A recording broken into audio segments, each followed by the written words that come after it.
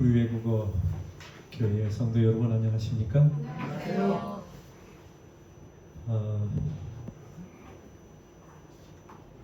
우리 장로님하고 지난주에 이야기하면서 우리 12월 크리스마스에 대해서 12월이 되면 항상 생각이 나니까 설교로도 좀 했으면 좋겠다 설명해 주셔서 제가 예수님의 탄생에 대해서 이때 유일하게 할 수 있는 주제라고 생각이 돼서 이 말씀을 준비했습니다. 혹시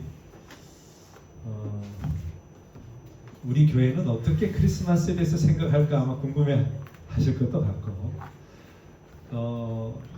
저희 교회와 또 제가 믿는 이 크리스마스에 관한 설교를 여러분께 드리되 크리스만 설명하는 건 아니고 크리스마스만 설명하는 게 아니고 그때 당시에 있었던 일들을 함께 좀 생각해 보도록 하겠습니다. 예수님의 탄생에 반응한 자들 이렇게 좀 전체적인 주제를 가지고 하되 크리스마스와 연결해서 먼저 서론적으로 말씀을 드립니다. 그리고 임마누엘 마라나타라고 하는 이 성경에 나오는 원문에 대해서 헬라말로 임마누엘이라고 하는 것은 무엇인지 마라나타는 무엇인지에 대해서도 여러분들에게 좀 설명을 드리겠습니다. 아는 분들이야 다 아십니다만 그리고 오늘 제목은 예수님의 탄생에 반응한 사람들이라고 하는 주제가 오늘 포커스를 맞춰서 하도록 그렇게 하겠습니다. 여러 많은 주제를 이렇게 보면서 크리스마스와 예수님의 탄생에 관해서 어떻게 반응한 사람들이 있었는데 그들에 대해서 좀 생각을 해보도록 하겠습니다. 자, 1년 중에 12월은 우리에게 많은 것을 생각하게 합니다.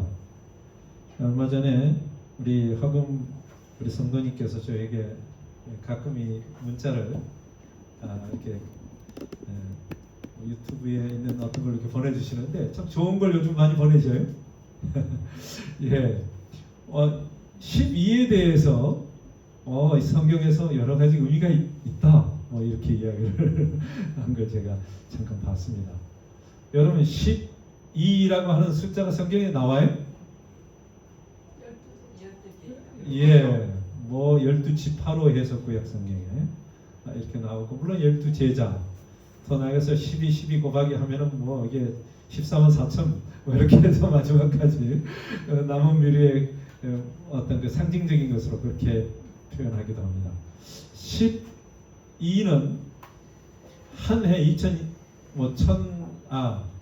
2025년 이 한 해의 마지막 달입니다. 달이 12달밖에 없어요. 12월이라고 하는 것이 또 우리에게 의미가 있습니다. 더 이상 할 데가 없이 다시 새로운 한 해가 마무리를 짓고 새로운 한 해를 맞이할 수밖에 없는 달이 12예요. 그래서 12월은 우리에게 좀 뭔가 의미를 더하는 그런 달이라고 생각이 합니다. 뭔가 마지막이다? 이제 벌써 한 해가 다 끝나가는구나? 내가 뭘 했지? 너무 세월이 빠르다? 어떤 사람은 늦다고 생각하는 사람 없을 것 같아요. 왜 이렇게 빨리 가지? 그런 조급함과 어떤 너무 세월이 내가 어떻게 보냈는지에 대한 아쉬움과 이런 생각을 하다가 지나갑니다. 여러분 12 그러면 전 눈이 생각이 나요.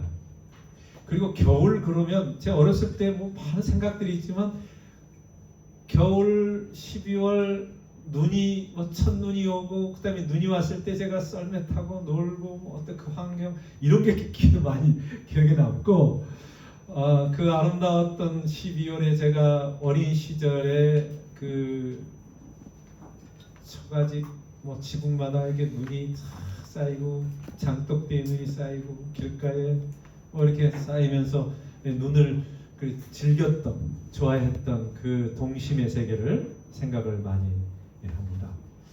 엊그제 또 눈이 갑자기 많이 와가지고 뭐 교통에 대란이 있고 그랬습니다만 눈은 뭐 어린 아이에게는 더 이게 추억이 담긴 그런 일들이 많이 생각이 나게 합니다. 여러분도 마찬가지일 거예요. 한국에 살았으면 누구나 이 눈을 맞이하게 됩니다. 눈에 대한 이야기가 많이 성경에도 있습니다만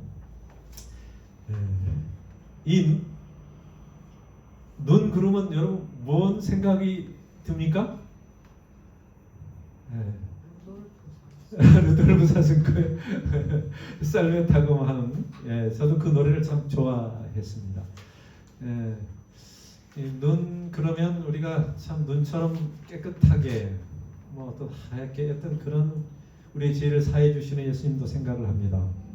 눈 뭐 이 많은 추억 가운데서 특별히 가장 기다려지는 날이 크리스마스와 연말 모임이었어요. 제가 12월 또 이렇게 맞이한 연말을 맞이하면서 어렸을 때는 항상 그런 마음이 있었던 것 같아요. 여러분은 어떠신지 모르겠어요. 그런 어떤 설레임과 또 어떤 그런 좀 축제의 어떤 그런 기분이 드는지 모르겠습니다. 요즘은 이제 세속화되어서 뭐 하나의 크리스마스가 연휴처럼 막 빛과 번쩍 이렇게 뭐 장식하고 사람들이 막 놀고 뭐 어떤 이런 것이 이제 그렇게 됐습니다만 사실 우리가 이 한 해를 돌아보면서 마음의 아쉬움과 고마운 그런 생각들이 들지 않습니까? 저는 그렇습니다. 참 아쉬우면서도 참 하나님 너무 감사합니다. 이 한 해도 저와 제 가족들 또 우리 성도들 무난하게 자, 이 겨울을 나고 또 한 해를 나도록 인도해 주시니 감사합니다.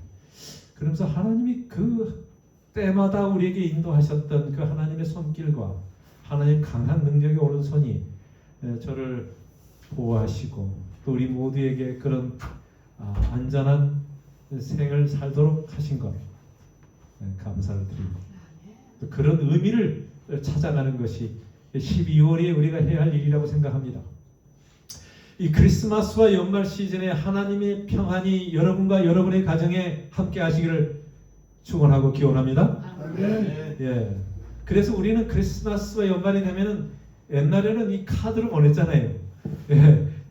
여러분, 이 뭐라고 보냈어요? 한 해 하나님께서 참 메리 크리스마스 앤 해피 뉴 이어 이런 어떤 의미로 행복한 연말이 되기를 바라는 그런 축복을 나누는 것입니다. 여러분도 이 시즌을 맞이해서 특별히 좀 의미 있게 12월을 보내시고 또 우리가 맞이하는 어떤 크리스마스와 연말도 더 하나님께서 우리에게 들려주시는 음성을 들으면서 마음의 감사와 또 축복이 넘쳐나는 그런 시즌이 되시기를 바랍니다. 자, 크리스마스는 예수 그리스도의 탄생을 기념하는 기독교 축제일이다.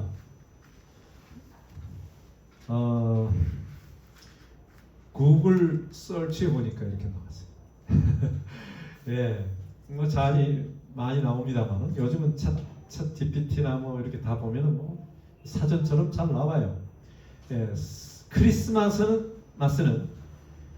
예수님, 예수 그리스도의 탄생을 기념하는 축제일 맞습니까? 네. 성경에는 정확한 탄생일이 기록되어 있지 않지만 예수님의 탄생일이 기록되어 있지 않아요.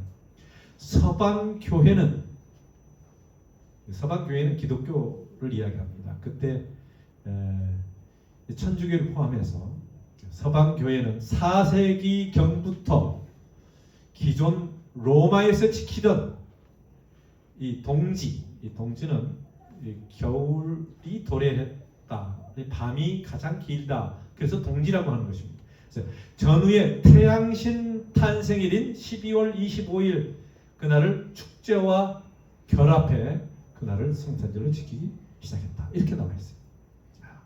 그래서 기독교가 그것을 축제로 받아들였는데 이것을 태양신 탄생일이라고 하는 12월 25일에 이교도인 그때 당시에 로마의 이교도 많은 사람들을 끌어들이기 위해서 이 날을 제정을 했습니다. 그래서 이는 기독교 문화를 이교도 문화와 기독교를 융합시키려는 의도가 있었던 것으로 해석된다. 이렇게 보통 사전에서나 구글에서 이렇게 이야기를 했습니다. 물론 12월 25일 그리스도 예수님께서 탄생하지 않으셨어요.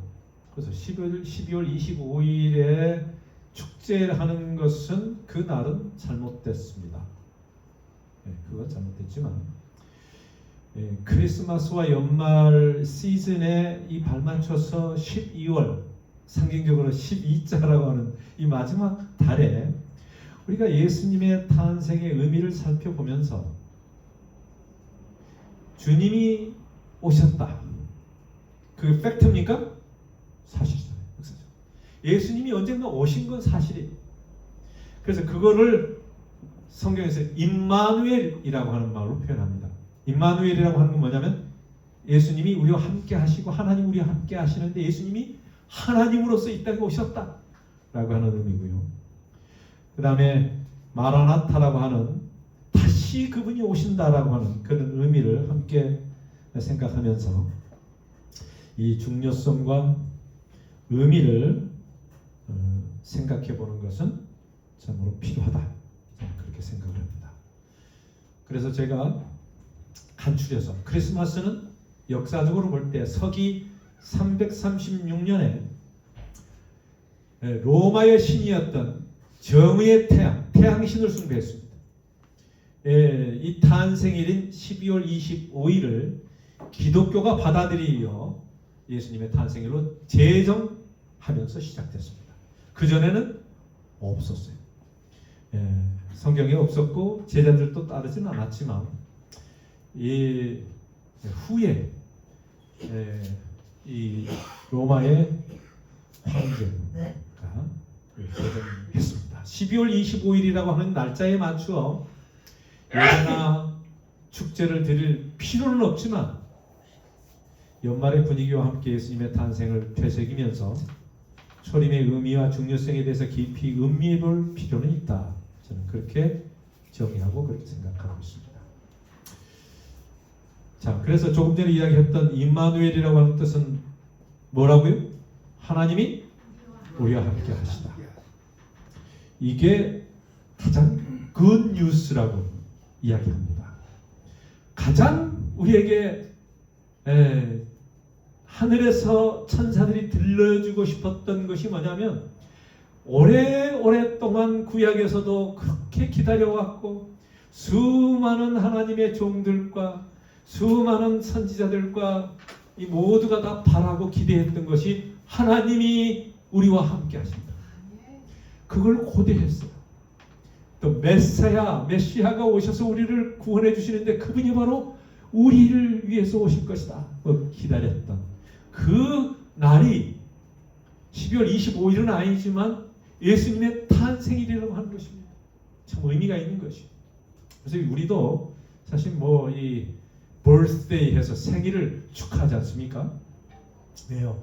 이 땅에 태어난 그 사실이 얼마나 우리에게 기쁜 일이고 축복인지 몰라요. 그렇습니까?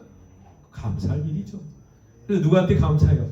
부모님에게 감사하고 또 우리 모두에게 축복을 받고 또 기뻐하는 그런 날인 것입니다.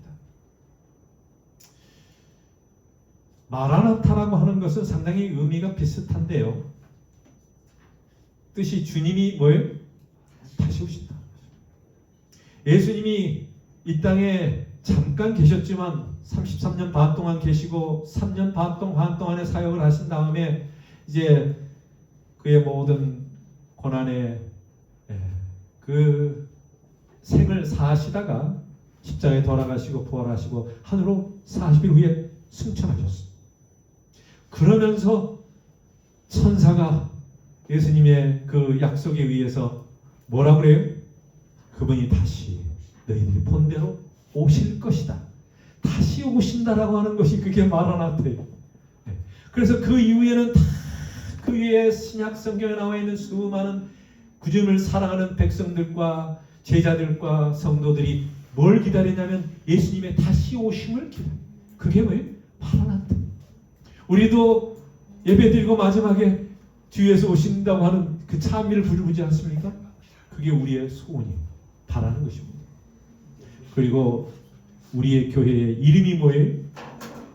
배치를 하시길 예수님 재림 교회, 재림을 고대하는 교회, 마라나타 교회.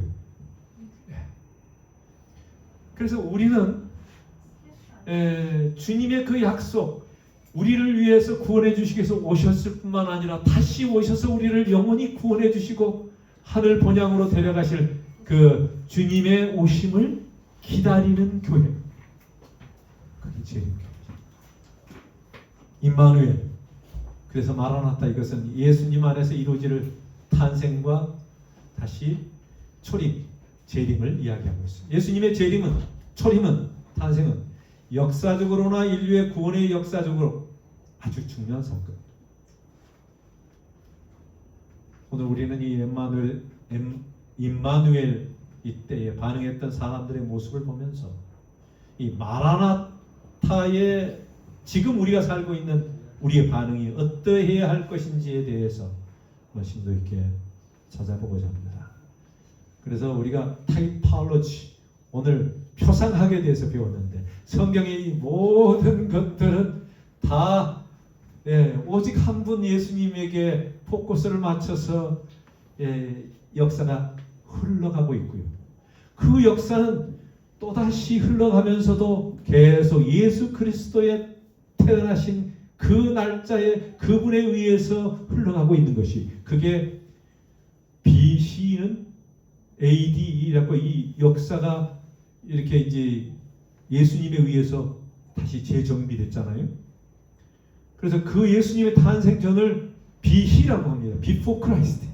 예수님 오시기 전이라고요. 그 다음에 예수님 오신 다음에는 아도 도미니, 그 이 아람어로 예수님 후라고 하는 뜻이에요.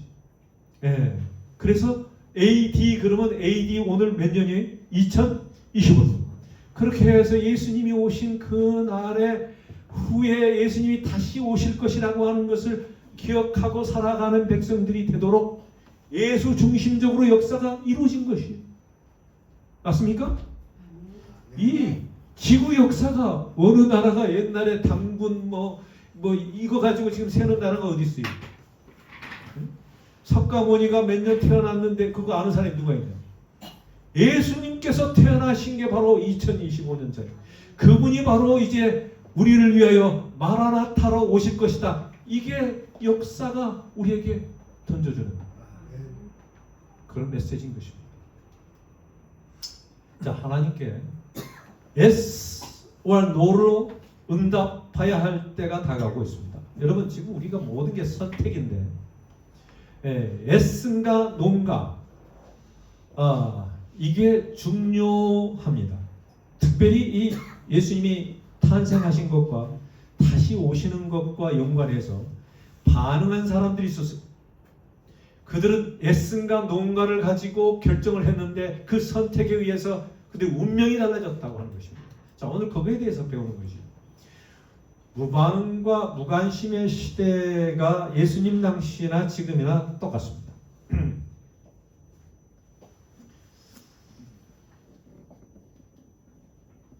한번 읽어보겠습니다. 시작. 얘가 참 반응이 좋단 말이야. 누구 말일까요? 예. 제가 좀 젊었을 때, 한참 청년 때, 제 조카가 태어났습니다. 그리고 가까이 바로 옆집에 같이 키우기도 하고 같이 살았어요. 그 조카 이름이 아람입니다. 어렸을 때 할아버지가 그 아이를 보면 종종 이렇게 말씀하셨어요. 이 얘가 참 반응이 좋아. 반응이 좋다고 말했어요. 곰곰이 제가 생각해봤어요. 이 반응이 좋단 말이 뭔가? 되게 그 애가 반응이 좋아서 할아버지는 너무 좋아하고 기뻐하고 야, 얘가 이렇게 반응이 좋지 그랬어. 여러분 그게 무슨 뜻인 것 같아요? 예, 이 애들이 보면 저도 이 할아버지입니다. 손주가 있어요. 아 근데 이 애들이 진짜 사랑받고 귀엽게 이렇게 하는 것은 반응이 좋아야 돼요. 그냥 뭐예요? 엄마 아빠가 앞에서 이야기하고 그러면 반응 웃기도 하고 따라서 하기도 하고 이 반응이 있어야 돼요. 부모는 아이가 반응이 있을 때 좋아해야 해요. 이 반응이 있어야 돼요. 예, 반응이 없으면 참 애를 키우는 재미가 없는 것이. 그런 반응 때문에 그 어려운 모든 시간들을 다 참고 기저귀하고 갈고 먹이고 다 하는 것이. 애가 웃고 아빠 가끔 엄마도 배우고 지금 우리 애가 그렇더라고요.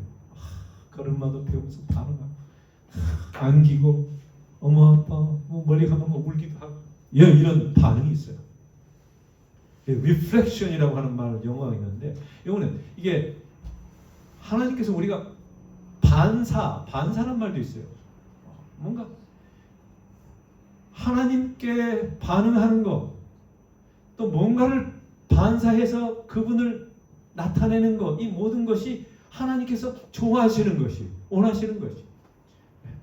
우리가 예수님을 닮아가고 예수님이 좋아하시는 것을 따라가고 싶어하고 그분을 위해서 찬미도 하고 기도도 하고 이게 반응하는 거, 그거 좋아하신다니까요. 하나님이 왜 인간을 창조시켰어요? 반응하는 걸 보기 위해서 창조하시고 우리를 오늘까지 인도하셨어요. 이 똑같은 것 같아요.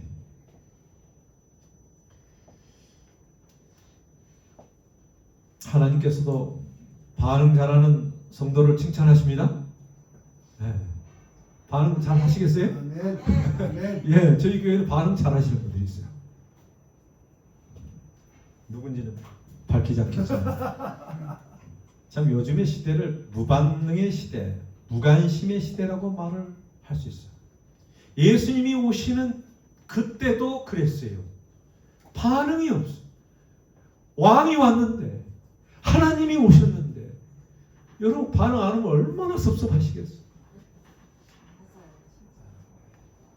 하나님은 딱 한 가지 보니까 반응 좋아하는 사람 좋아하세요. 그냥 믿고 순수한 아이처럼 그저 따라가고 그게 얼마나 좋아요. 여러분 어떤 사람이 되기를 원하십니까? 반응 잘하는 사람 되기를 원하시죠? 네, 뭐 뒤에는 그냥 아멘도 잘하시고 아유 그래도 참 피아노 손짓도 잘하시고 반응이 참 좋아. 예, 근데 그게 뭐 저도 기분이 좋을 수 있지만 이 분위기가 참 좋잖아요. 살아있는 거. 하나님께서 오늘 우리에게 그저 어떤 목소리만 반응하는 게 아니고 마음으로 이제 하나님께 한번 반사해 보시기 바랍니다. 예. 우리를 창조하신 하나님께 뭐 부끄러울 게 뭐 있어요? 우리 다 하신 하나님께 그냥 어린 아이가 그냥 칭얼대는 것처럼 반사하면 하나님은 너무너무 좋아하시고 칭찬하시고. 예. 그래서 반응하라고 우리에게 약속하시며 주신 게 기도예요. 기도는 보면 시시콜콜만 별별 다 해서 예수님은 하나님은 그거를 되게 좋아하신다 그랬어요. 울기도 하고 떼쓰기도 하고 하나님께 원망 같은 것도 하고. 참 주님의 오심에 잘 반응하는 사람이 되기를 바라면서 저는 이 초림과 재림을 이렇게 같이 하면서 생각을 하는 것이에요. 이제 예수님이 오셨으니까 그 오신 예수님에 대해서 많이 반응하고 또 다시 오실 그분을 위해서 어떻게 준비하면서 반응할 것인가. 그게 크리스마스에 나의 마음에 차지하는 가장 중요한 주제가 되는 것입니다. 자, 성경 말씀을 보면 예수님의 탄생, 이 초림 때에 반응했던 사람들이 나옵니다. 주님께 반응하는 일에는 예외가 없어요. 누구나 예수님을 믿고 영접하든지 아니면 반응 안 하고 무관심하고 무방하는 자기가 선택해서 해야 되는 것입니다. 이 우리가 중요한 문제는 어떻게 반응하냐가 중요해요. 어떻게 반응하는가? 좀 부정적인 사람들이 나오는데 이 둘 중에 어느 하나를 반드시 반응해야 되는데 우리는 어떻게 반응해야 할까? 자, 성경에 보면 헤롯이라고 하는 왕이 있었어요. 성경에 나오는 이름이에요. 마태복음 2장 1절 읽겠습니다. 시작. 헤롯 왕 때에 예수께서 유대 베들레헴에서 나시매 동방으로부터 박사들이 예루살렘에 이르러 말하되 유대인의 왕으로 나시니가 어디 계시냐? 우리가 동방에서 그의 별을 보고 그에게 경배하려 왔노라 하니 헤롯 왕과 온 예루살렘이 듣고 소동한지라. 자, 이게 딱 3절을 우리가 보면서 이 헤롯 왕이라고 하는 자가 초림 예수님이 탄생하신 걸 보고 반응한 게 나와 있습니다. 이 헤롯 왕은 예수님의 탄생 소식을 듣고 어떻게 반응했어요? 소동했다. 그랬어요. 이 단어 하나만 딱 써놨어요. 소동했다. 근데 이걸 소동했다고 하는 것을 영어로는 trouble 이렇게 써놨어요. trouble maker 이런 말 많이 들어봤어요? 안 들어봤어요? trouble. 문제다. 네? trouble. 이 소동했다. trouble이. 네, 여러분이 영어 성경이 있으면 찾아보면 그렇게 나와 있어요. 근데 이 단어의 원어 의미를 보면 뒤흔들리다. 이게 뭔가 뒤틀리고 약간 좀 겁먹었던 뭐 그런 느낌이 있어요. 흔들렸어요. 당황해하고 겁먹은 그런 모습. 무서워한 그런 뜻이 여기에 포함되어 있어요. 이게 헤롯 왕이 기뻤어요, 기뻤어요? 기뻤을 뿐만 아니라 어땠어요? 심정이 마음이 상당히 추함을 했어요. 걱정, 근심, 무섭고, 막 마음이 초조해지고, 안절부절.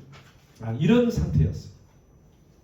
사실 어느 왕이나 자신의 왕권을 대신할 다른 왕이 태어났다고 하면은 마음이 불안하고 당황해하는 것은 사실입니다.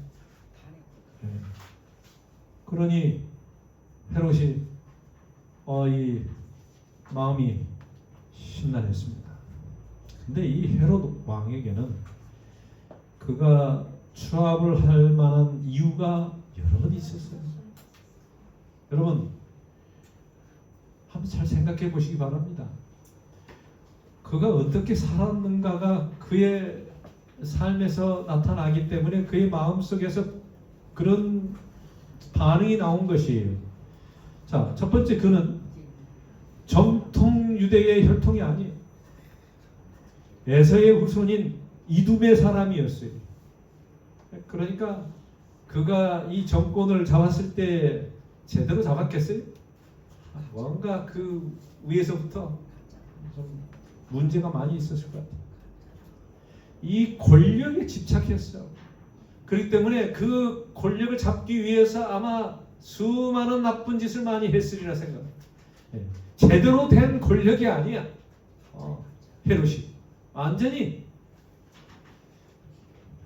자기가 그 권력을 차지하기 위해서 아마 여러 많은 힘과 술수를 다 썼을 것이다. 지나치게 권력에 집착하여서 로마 군인의 도움을 받아서 그의 반대 세력을 어떻게 했어요? 죽였습니다. 여러분, 이 세상에 많은 권력자들이 제3세계나 제2세계에서는 더 그런 게 많아요. 왜요? 쿠데타를 일으키거나 군대로 하거나 이렇게 해가지고 권력을 잡는 것을 좋아합니다. 근데 거기에는 피비린내 나는 게 많아요. 우리 한국의 역사에 그런 게 많이 있지 않습니까? 참으로 슬픈 일이에요. 얼마나 이 사탄의 그 하수인처럼 사탄이 원래 그런 권력을 탐해가지고 하늘에서 전쟁을 일으키고 이 세상의 수많은 사람들에게 이 죄와 악으로 말미암아 고통을 주고 이런 슬픔과 아픔을 주고 죽음을 주고 얼마나 비참하게 이 지구를 만들어놨어. 사탄이 그 권력 때문에. 그걸 우리는 이 지상에서 있는 세상의 나라를 통해서 보면서 하늘의 이 권력, 이 루스벨 사탄의 모습을 보게 되고 이 악과의 싸움에서 우리가 꼭 승리해야 되겠다고 하는 그런 생각을 하게 되는 것이죠. 정의와 하나님 사랑이 승리하는 그런 나라를 우리가 고대하는 것입니다. 그게 바로 마라나타예요. 마라나타를 통해서 우리가 이 모든 평화와 이 자유와 정의가 실현되는 것이에요. 이 세상에서는 그런 게 없어요. 그리고 그는 이 헤롯은 과중한 세금으로 백성들에게 징수했어요. 각종 건축 사역의 백성들을 동원해 미움을 받더라. 왕이 자기를 충족시키기 위해서 백성들을 희생시키고 또 그들에게 돈을 요구하고 또 모든 그들의 노동을 요구했다고 하는 것입니다. 보통 악한 왕들이 그런 것이 자기에게 집착하는 것입니다. 이 헤롯은 베들레헴의 무고한 아이들의 생명을 빼앗아가는 무서운 죄를 범하게 되었습니다.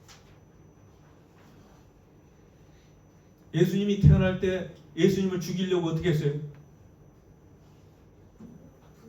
베들레헴 2살 이하에 있는 애들 다 죽이라고 명령합니다. 참으로 슬픈 애통하는 일이 모든 부모의 가슴에 칼을 찌르는 그런 일들이 성경에서 나와 있습니다. 참 놀라운 일이 이 죄로 말미암아 일어나게 되는 것이죠. 참 메시아의 오심을 마음으로부터 준비하지 못했던 사람의 최후를 보게 됩니다. 여러분, 이 헤롯은 서기 4년에 그가 그렇게 죄를 짓고 살 수 있겠어요? 심한 고통 가운데 죽게 되었어요. 마지막에 비참한 최후를 맞아요. 전해 들은 것은 벌레가 그를 차근차근 씹어서 먹었다 이런 말이 있어요. 여러분, 하나님께서는 이렇게 잘못 반응하는 자에게 보응하시고 멸하시는 것이에요. 그게 정의입니다. 그의 종말은 악인들의 최후의 심판이 어떠할지를 보여주는 것이 성경은 우리에게 구원에 대한 이야기도 있지만 심판에 대한 이야기도 있어요. 누구든지 그를 믿는 자는 다 구원을 얻고 자유를 얻고 축복과 은혜 안에서 하나님께서 그들에게 생명을 주시지만 그러지 않은 자들에게 멸망이 있을 것이고 심판이 있을 것이고 헤롯은 문제가 뭐였다고요? 자신의 권력에만 집착했었어요. 그 권력이라고 하는 게 달콤하다고요? 버릴 수가 없대. 그러면 자기의 권력에 집착하는 것입니다. 자기가 마음대로 하고 싶은 거예요. 사탄의 마음. 그는 세상에 자기 권력만을 고수하기 위해서 살고 있었어요. 그는 세속적이고 물질적인 병에 걸려 있었어요. 그냥 부귀영화 화려하게 모든 것을 다 자기가 그냥 치장하고 싶은 것이 그게 뭐예요? 죄의 그 모습인 것입니다. 그는 세상에 주는 부귀영화 쾌락에 집착해 있었습니다. 마라나타 주님이 오실 때 헤롯 왕과 같은 사람들은 멸망받게 될 것입니다. 그 경고입니다. 그래서 헤롯을 보면서 또 그를 따르는 사람들을 보면서 우리는 뭘 깨달아야 되냐면 하나님은 공의의 하나님으로 그들을 멸하신다. 그들을 철저하게 보호하신다. 그들은 생명이신 구주를 거절함으로 영원한 멸망에 이르게 된다. 그게 복음이에요. 복음이라고 하는 것은 복된 기별이지만 그러지 않는 자, 생명이신 주님을 거절한 자들은 주님이 멸하고자 해서가 아니라 스스로 멸망받을 수밖에 없는 구렁텅이로 들어가서 자기가 그렇게 죽어가는 것이 너무 안타까운 일이죠. 죄의 결과는 사망이고 죄의 모습은 그렇게 추하게 파괴되는 것입니다. 저는 두 번째 이 헤롯과 함께 유대 지도자들의 반응을 이 헤롯을 많이 추앙하고 따랐던 그 지도자들, 그 밑에 따랐던 무리들이, 그게 유대의 지도자들이었어요. 이 3절에 보니까 헤롯 왕과 온 예루살렘이 듣고, 이 예루살렘이라는 그 예루살렘에 있었던 자들, 부귀영화와 이런 모든 특권들을 누리고 있던 자들이에요. 그들이 그 헤롯 밑에서 나쁜 짓을 같이 했던 자들. 예. 그리고 그들이 그것을 동조했던 자들. 정의의 말을 한마디도 하지 못했던 사람들. 헤롯 왕에 의해서 놀아났던 그 모든 밑에 있는 사람들. 이 사람들도 운명은 똑같은. 3절에 보면 온 예루살렘이 듣고 소동했다라고 말합니다. 네.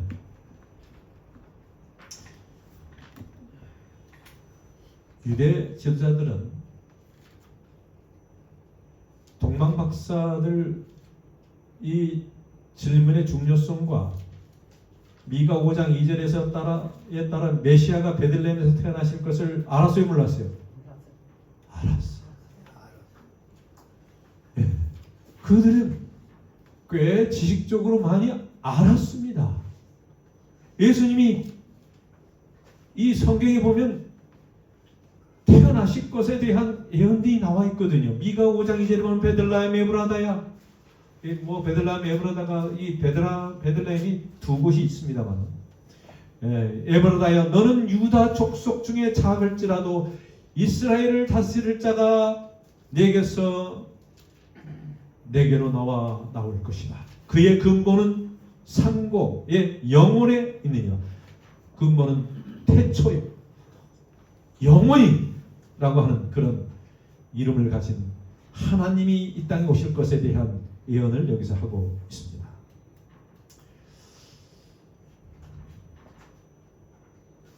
근본은 상고에 영원에 있느니라.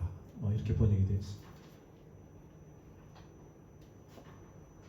이 유대 지도자들은 헤롯 왕이 무엇을 할 것인가에 많은 관심과 초점이 거기에 있었어요.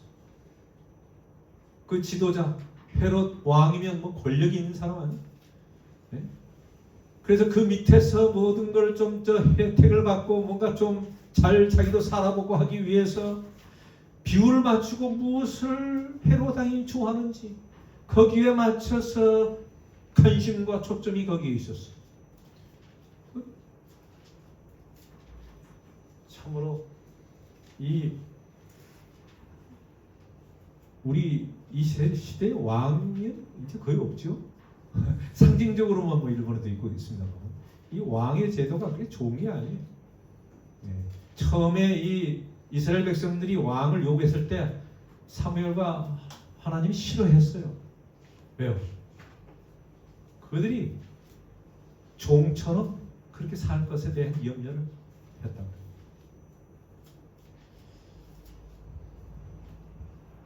자, 유대 지도자들이 번민하고 두려웠던 것은 자신들의 지위와 위신이 혹시 잘못될까 하는 것이었어요. 그들은 메시아와 그의 오심에 대하여는 무관심했어요. 그리고 오직 자기들의 유익만을 위해서 살았어요.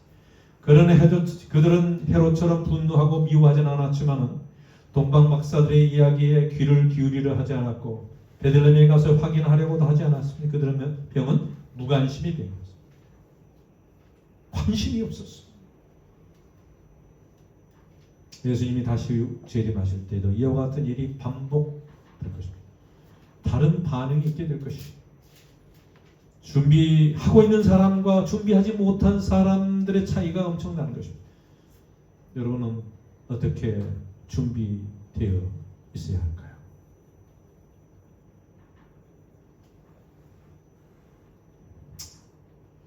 놀랍게도 메시아를 환영해야 할 자들이 무관심 가운데 있었다고 하는 사실입니다.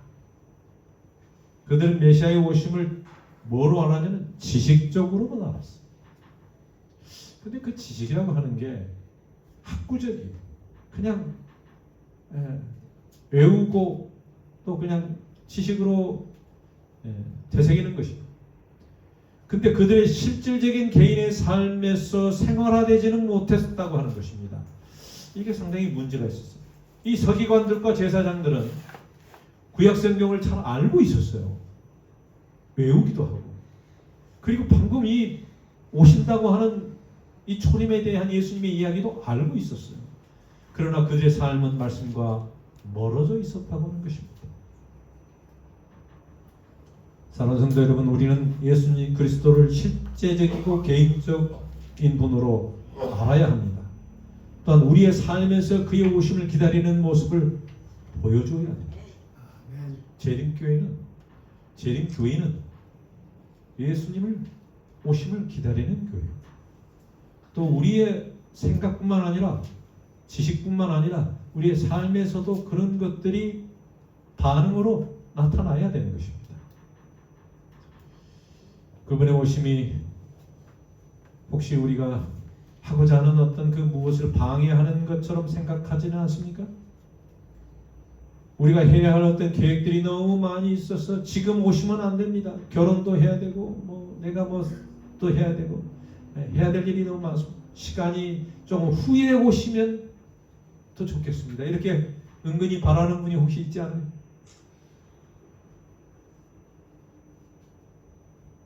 여러분 진심으로 주님의 재림을 기다리고 있습니까? 아멘. 지금이라도 주님이 오시면 받아들일 마음이 있어요? 네. 우리는 한 해를 마치려는 이 시점에서 주님의 재림을 간절히 바라고 오는 그런지를 우리를 다시 한번 점검하는 시간이 되기를 바랍니다. 아멘. 주의 오심에 준비된 백성들이 되시기를 간절히 바라면서, 저는 오늘 이 자리에 있는 모든 분들이 임마누엘 하나님 예수님을 받아들이는 그것뿐만 아니라 우리를 위해서 다시 오시겠다고 하시는 마라나타의 그 예수님을 고대하시는 12월이 되길 바랍니다. 그렇게 준비되고 반응하는 자에게 얼마나 좋아하시는 하나님께서 우리의 모두를 다 구원하시고 영원한 주님의 하늘 번향에서 우리가 함께 살게 해주실 것을 믿습니다. 아멘. 오늘 이 자리에 참석한 모든 분들이 크리스마스가 그런 축복과 그런 행복을 약속한 주님을 생각하면서 행복하게 축하하시고 모두를 축복하시는 그런 귀한 시간들이 되시기를 예수 그리스도의 이름으로 축원하며 말씀을 드리겠습니다. 아멘.